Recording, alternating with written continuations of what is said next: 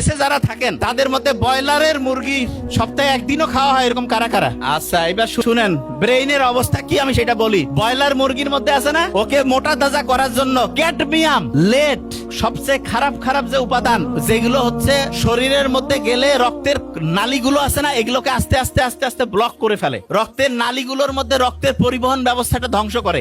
দিনদার পাত্রপাত্রীর সন্ধানে ভিজিট করুন orthicdin.com।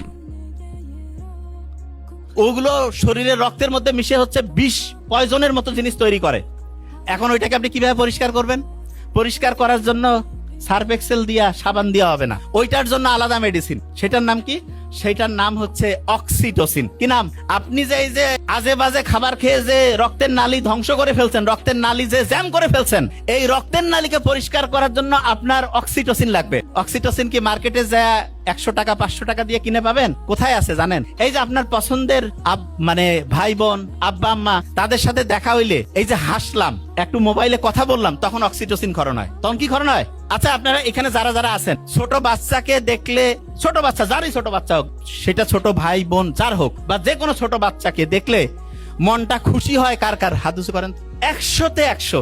আমি এটা পড়ি যে কি ব্যাপার, ছোট বাচ্চার কি এমন অসাধারণত্ব আছে? ছোট বাচ্চার ব্রেইনের মধ্যে কোনো শয়তানি আছে? ওকে চিন্তা করতেছে কেমনে আর পকেট থেকে 20 টাকা বের করে খাবে, ওর চিন্তার মধ্যে আছে?